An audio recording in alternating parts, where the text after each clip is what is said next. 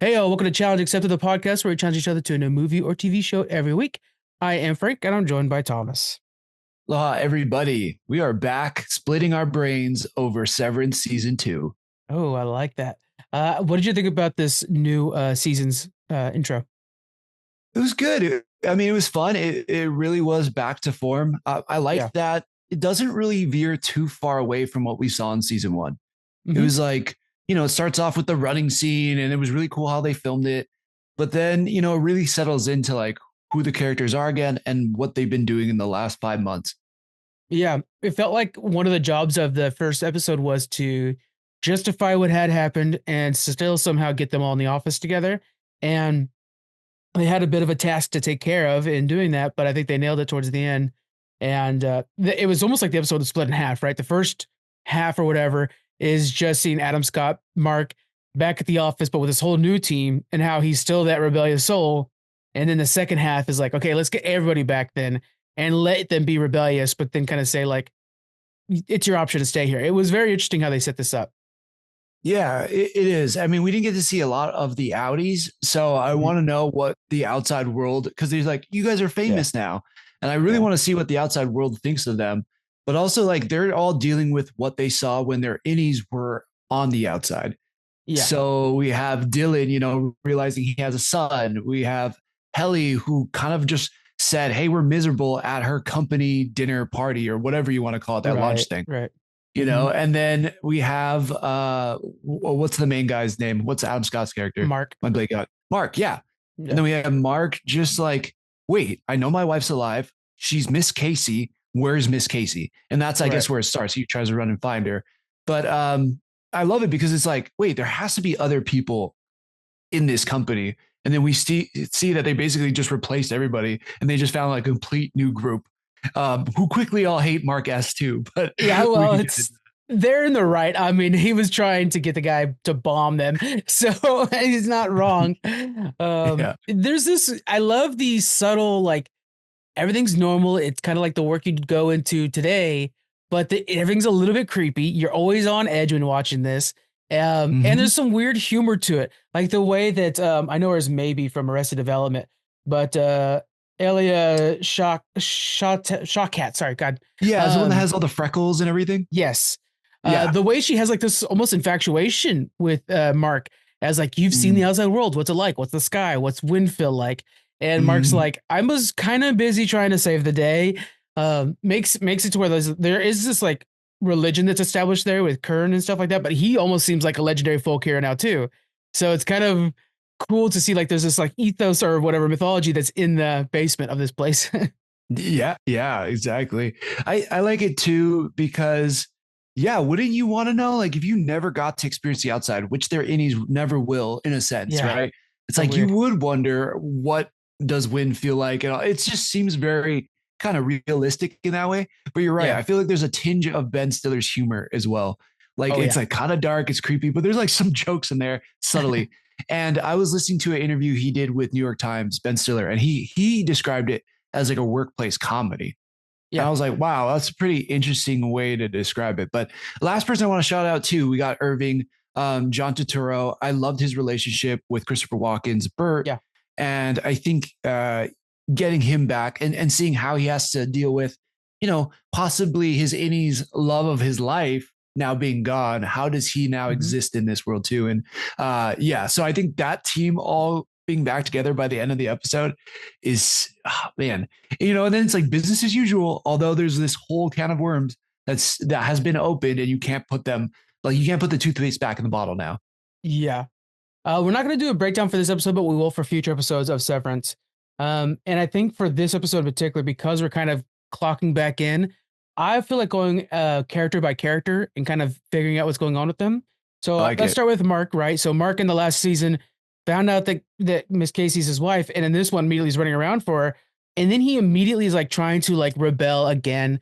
And where do you see Mark's character going from here? Do you think he'll ever be happy with his work, or he's got like more dedication in the system than anybody else's, I think. Yeah, I think it made sense that he would sever because he was dealing with some really tough stuff and his wife passed away. I mean, he severs literally just to escape the death of his wife. Yeah. Well, what happens when you realize that your wife is alive and Right. that she also works in your building? Would you care about anything you're doing at that place? Of course not. So there's no way he falls back in line.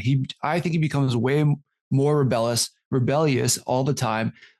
He's going to try to be more adventurous too. He's going to get outside of that office room, and now he's got a team behind him too. Mm-hmm. And I think it's more interesting because in this episode, there's this back and forth of like, hey, am I into Helly or am I into Right. Miss Casey, who I know is my wife on the outside, but we don't really have a relationship here. I think that's really interesting. Well, I mean, to be even more black and white, I think he has a relationship with Helly. He does not have a relationship with Casey. He's almost doing a favor for somebody he doesn't know, his outside self. So it's interesting that he's like, Helly did a really good job of explaining, like, I'll help you free Miss Casey because she's one of us. And it's Mm-hmm. not because she's your love, because she's not your love. I am, but I'll help you get Miss Casey out of there. And it's interesting, like motivation, right? It's almost like you're doing a favor for somebody else that you owe a favor to, and it's your outside self, your outie, who brought you back to this hell, by the way. Like I don't know why you would owe him anything. Yeah. Right, right. We don't even know why he would go back in there after all this. Yeah. So that is another interesting thing too. And it's like, wait, so when their innies were out on the outside and he's at that dinner party with his sister and his brother-in-law that we saw at the end of last season's finale, Yeah. did he how long was his innie out, if that makes sense? Yeah. You know, I was think he it was out the like whole 10 time? minutes. It felt like it was only like 10 minutes. It was very fast. Right. Because then he's like, oh, I haven't been here in 5 months. So then, yeah, I don't know. There's just it's so strange. Right. Yeah. That 5 months was purely Mark as an outie. There was, so he never clocked into work essentially. And then we saw a picture of the magazine, or I'm sorry, of the newspaper where it Mhm. showed them like sitting in a car doing like the astronaut, like welcome home parade thing, Yeah, like a parade, definitely. which was a parade for the outies. I love that. That has to be a parade for the outies and not for the innies, because every one of them that come back in think that like they're in the middle of the mission, like they just finished the mission. So the It's a people who are good being point. celebrated for being whistleblowers didn't do the whistleblowing, and one of those assholes owns the company, and so it's like, Yeah. yeah, It's something you're so right about that. I didn't even think about it. Also, to me, like the newspaper looked a little fake and I doctored. thought it was fake too. Yeah, Yeah, you yeah, saw how much they omitted. So I paused it and it was like, yeah, whistleblowers. And it didn't say anything too revealing, but it yeah, looks kind of fake if you pause it just on that newspaper. yeah. Yeah, And because Milchick wouldn't just like the put it out and took it away real fast too. He didn't like let him look at right. it at all. Yeah, Yeah, yeah. He didn't let him like really study it. So I think you're right. It was the Audis that were at the parade. What do they know about being an innie? They don't yeah. know anything. No, and So one of them yeah, is an actual oppressor, which she lies about, by the way. Helly, yeah, when all Helly. talking about where they're at, Helly says like, "Oh, it was a boring apartment." She didn't say it's my fault, and it is. Right. When they're all kind of telling the truth and they're all having this open discussion and they're whispering everything. Yeah, she's the only one that lies. And that's Yeah, really interesting too. I don't know I mean, she must have learned something pretty serious when she kind of says that thing to the whole party. I mean, her dad's there. Obviously, all the things they put in place with Kier and like this cultish religion belief system and all that. yeah, So yeah, I'm the most curious to see what she discovered, after she says that thing, because we yeah, know that Dylan knows he has a son now, he has a wife. Bert, no, what's it? John Turturro, Irving. hmm, Irving also knows, like, his love again has somebody else. And I just really love. There's one conversation here, and this is diverting a lot, but one of my favorite scenes in this premiere was Dylan talking to Irving at the exit, where he's the trying to convince him best to scene. stay. Yes. So good. Did you know that Zach Sherry was like that good of an actor? No. When I had no idea. Like when I saw him in all the Spider-Man movies, like do a flip, Spider-Man. It was just Yeah. like I didn't know he was a good, like this good of an actor. Man, he's so awesome. Did you get the vibe? Because okay, so when they leave, it's not like they're experiencing anything on the outside. This was trigger warning for other people. This was a suicide conversation. And Yeah. when you watch it, and so the way that he's just like, and God, you hate to hear the justification, but you've heard it before, where Irving's saying like he's gone and then I'll be gone, and in a way it's like we're together. Like that's a justification you've heard in the past from other people. And then it takes Dylan saying like I'll miss you. Like, do it for me just so you can have a reason to stay here, and then eventually you'll be doing it for yourself. And then when we see Irving later on come back into the room, he's like going to join them to work. He's like, yeah, I'm good now. And he kind of smiled away and was like, okay. So, but like that conversation, while on the surface is like just like leaving the workplace, is so much more. And it's like leaving life behind. And I love how Dylan's like using the friendship that they have, a friendship that's not overly spoken about. It's just like this camaraderie between the two of them to Mhm. keep him there. And I thought that was a really wonderfully done scene. Hell of a good acting on both of their parts. And by the way, just to Absolutely. throw on everything, Irving revealing, like, I keep painting a doorway on the outside, the hallway and stuff. So it's like, oh, the mystery box is just open. Cool. Right, right. Now everybody's like privy to having that mystery box. You're so right. But yeah, I dig it. I think you nailed it on the head with that conversation. And yeah, it's pretty cool, especially when you look back to season one and where their relationship is at first. Like Yeah. Dylan's just giving everybody smoke. Like he's just Yeah. talking Yeah. trash to I love everybody, him. especially Irving. And he's like, "You're such a dweeb, knowing all the rules and yada yada." Yeah. He's like, "It's all about the perks." And then in that conversation too, Irving goes like, "Oh, I'm your favorite perk." And you're like, Yeah. yeah, like we take for granted so much when, especially, you know, you've worked in like stores and offices. Like I've worked in offices, and like the people Yeah. that you're surrounded with can be one of the biggest perks. Like Oh, it can be a absolutely. reason you stay. Like most of the times we're not paid enough. Most of the time we're not getting like the best like insurances and the Right. best whatever, right? But like the people you work with can make you want to stay somewhere. And Absolutely. I love that comment. I think they just nailed it with that. Yeah. Yeah. Yeah. Cause a lot of times when you leave a job, oftentimes you're thinking like, I don't miss the job. I miss the people. And they become your friends. They become a second family to you. You spend too much damn time at work. So a third of your life. So yeah, I mean, that totally makes sense. Yep.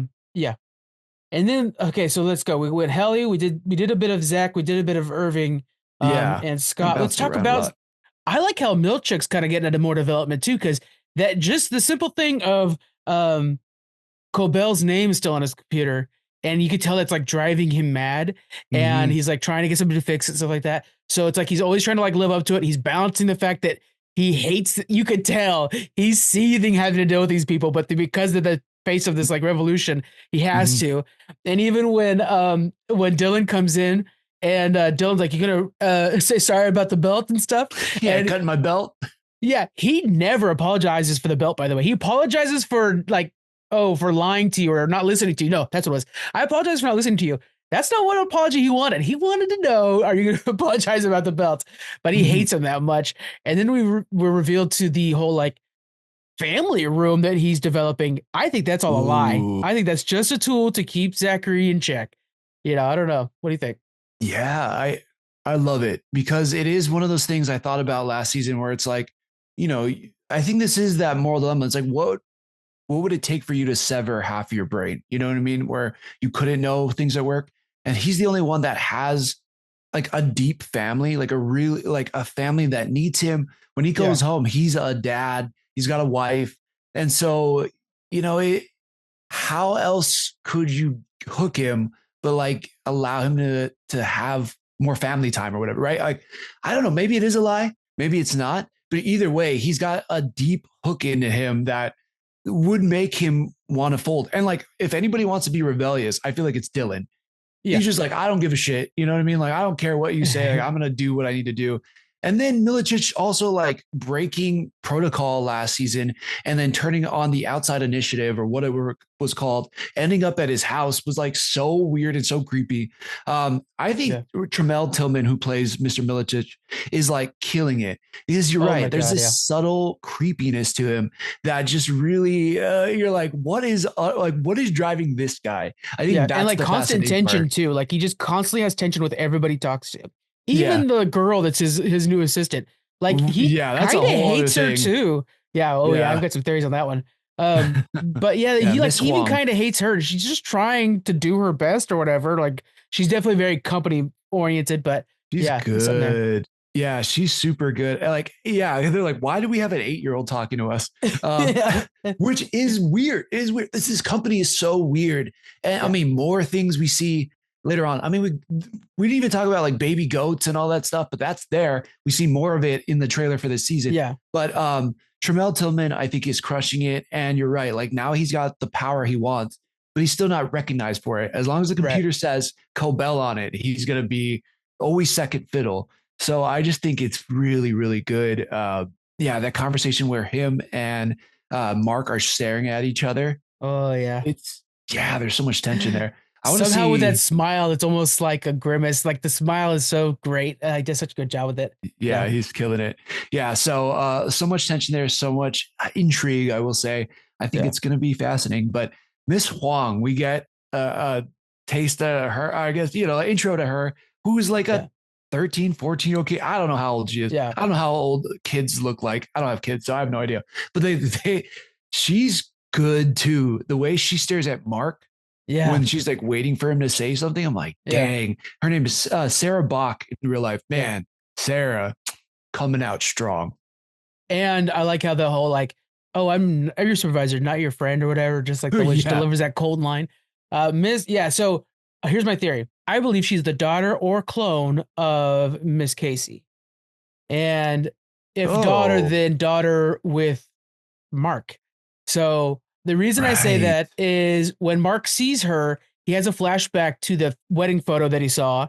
And when you look at the cast, all of them have first names and last names, including even Seth Milchick. But Miss Hong and Miss Casey are the only two that don't have first names. Yeah, They only Huang. have last names. So I don't know. I'm putting those two Yeah. together. I think that is what they're hinting at, but I'm not exactly sure. Like, I wonder if it's a misdirect. Like, I was like, Could oh, be. maybe it's his daughter. And because I thought the same thing. And I was like, but is that too on the nose? Like, but maybe that's how messed up Lumen is. I don't know. What if it's a So, clone? What if like the goats are their cloning program? ooh, that would be weird. And I dig it. They said this season is going to be weirder and stranger. So Yeah. yeah, they could do that. And it looks like it could be a mix of Mark's and Miss Casey's daughter. So yeah, could Yeah, it's happen. hard with casting to like nail that, but I mean, you could kind of see it, right? Yeah, Um, totally. I mean, yeah, at least it's supposed to give us the perception that it is somehow related to him. I think. Yeah. and with being an 8-year-old, I kind of get the vibe that like either I think like either an orphan on the outside or never seen the outside. Like I don't think she clocks in and out. I think she's forever there. Yeah. They talk about that last season, right? They're like, there's some people who never see the sun. Like they're always down there. Yeah, And Mark's like, what are you talking about? It's like the conversation between him and Petey. But and he's like, what? What do you mean there's people? He's like, there's people down there all the time. So mate, you're right. All right. I dig this. I like this theory. I'm kind of on board with this. Yeah. Oh man, something about the aesthetics too about this place. Like I think one of the characters of the show is the white walls in some weird Mhm. way. Like every hallway, I was talking about this before with somebody else. I wish I could see the set because I feel like it's just like 5 different hallways that we're going to film all the scenes in, Mhm. and even the one room where they do the actual work in, it's way too big for what they need. It's it's like not Yeah. realistic. The It's just weirdest weird. thing. It reminds me of the game Portals and stuff like that. And it's just so weird in that way. Yeah, I agree. I mean, so Britt Lower, who plays Helly, in like the after episode chat, she was talking about how like, yes, we're coming back. There's more hallway scenes, and you're like, yes. When I think about Yeah. this show, I do think about the hallways and this like weird '60s, maybe '50s aesthetic, but in Hmm. modern day. Yeah. So yes, I think Lumen as a building, you're right, is a character. And I was thinking about like the visual supervisor, they nailed it. Like Yes. just the visual aesthetic of this Yeah. place is super, super interesting. I think we see more of it. The break room, and I forgot what it was called last time, that Miss Casey would like bring people in for like therapy sessions, but they couldn't smile or laugh I or thought enjoy that was the themselves. break room that she used to work out Is of. I that could be wrong. I could be wrong. yeah, I'm not sure. I know that there's like, I thought the break maybe. I know there's one part where they have Helly come in and she has to recite the mantra over and over again. Yeah. He's like, how many times did you have to do it? And she's like 1,000 something. Which I think that Um, projector room was a converted version of that. I think that was the idea because you go outside the uh, break room and it was like, oh shit, they're going back into the break room. And then it was like, what's this? Which, by the way, I mean, we got Keanu Reeves in this show now. He's the voice of right, the right. building. It was like Keanu. Why is Keanu Reeves the voice of this? There's no need for that, but okay, cool. Yeah. He's suddenly just collecting voice acting jobs. Like he's Yes. popping up everywhere. I mean, I Yeah. feel like Cyberpunk opened the door and now he's just like Sonic, He did another weird one. I mean, Secret He's in Levels, like Tom he's Sto- or Toy Story 4 as well. Yeah. yeah. Oh, maybe I think that you're right. I think that opened the door. But yeah, so strange having Keanu Reeves in there. I was like, oh, what? But also the video really freaking weird, and also Yeah, like how they're like, is that a video they're actually showing on the outside, or is that just for innies? I feel like it's I just for know. innies. Like I don't think that exists on the outside world. I think we're gonna find out that like maybe Mark isn't allowed to go outside anymore. There's something like that going on somewhere in this. I think we're gonna Mhm. find out that the way that he was the first one back and the other ones weren't willing to come back apparently, which we see Milchick lie in this episode. He says that they didn't want to come back, so you're alone, and then we see that they all come back. So then like, what happened? Why do they not want to come back? And all of a sudden they're all back. So I think he's just lying. And then I loved when they're walking down the hallway and right away, Dylan's like, "Hey, man, good for that. I'm glad you got them killed or whatever." Blah blah. He's like, "What do you mean I didn't get them killed?" He's like, "Yeah, no, I'm telling you, man. I'm glad you got them killed or whatever." And then you could see the look on Mark's face, like, "Wait a minute, they're not here anymore. Did I get them killed? I don't know what happens to people when they're not here anymore." So in a Right. weird way, you did. You know, you don't know what happened to them.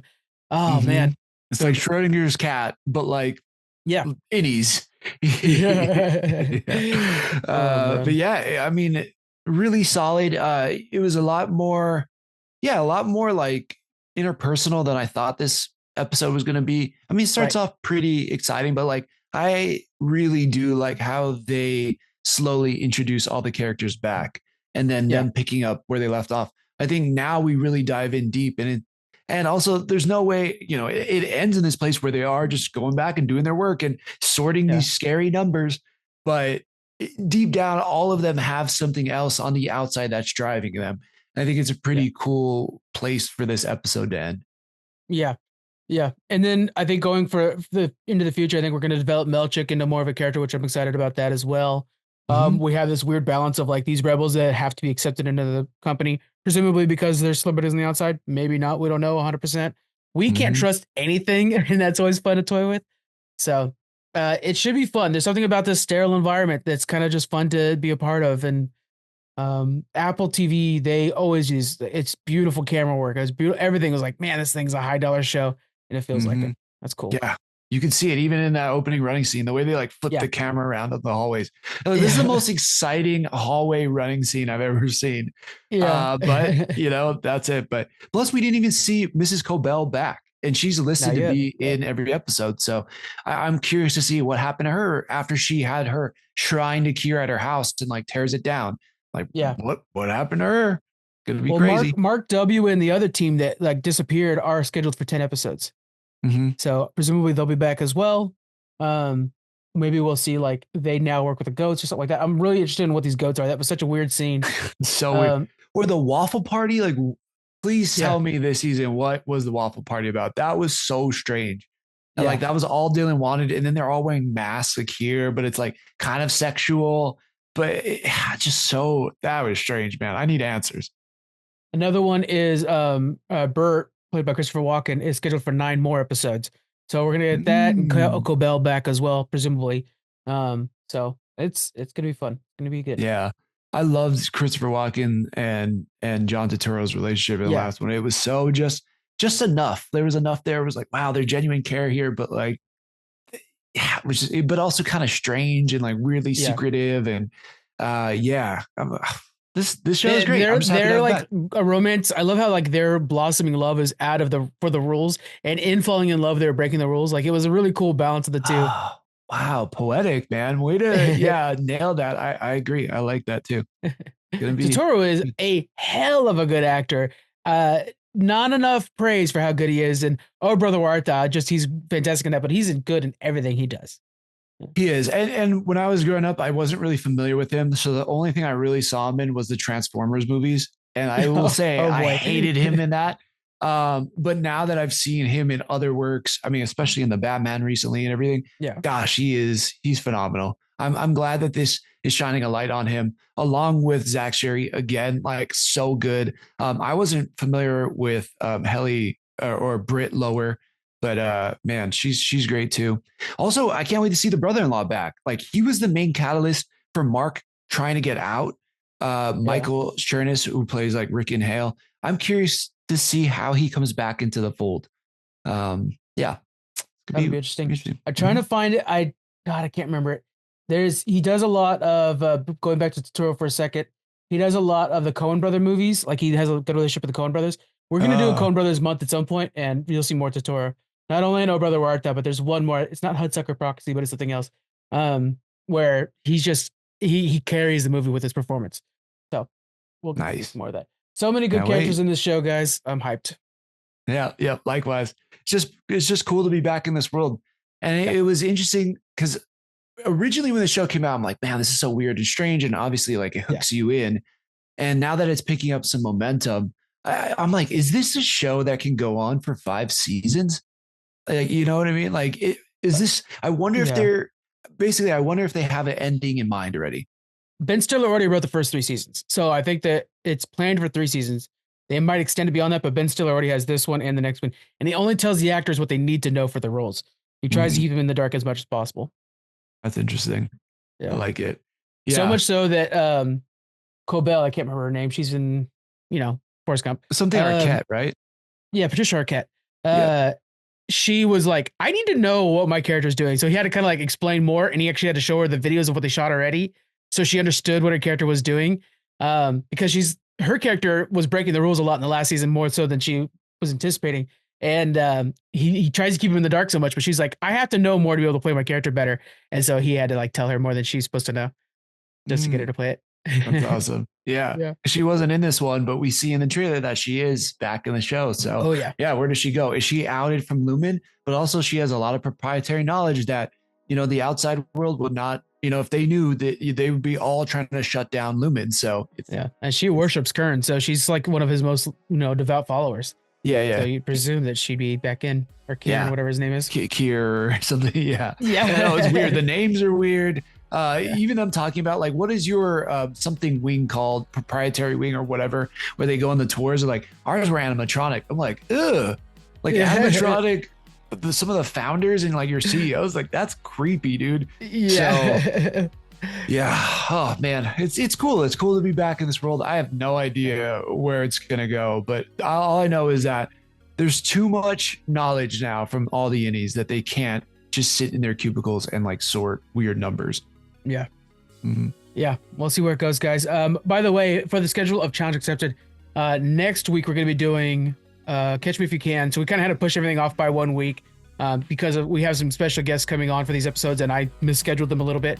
So we have that one, and then we're going to also even extend it by 1 week. So we're going to have 5 movies in John Williams month, and I'm enjoying it so much, revisiting John Williams and all the good music. So hang out with us there, guys. Follow us on all the social media places where we're discussing things like movies and stuff, and having a real blast.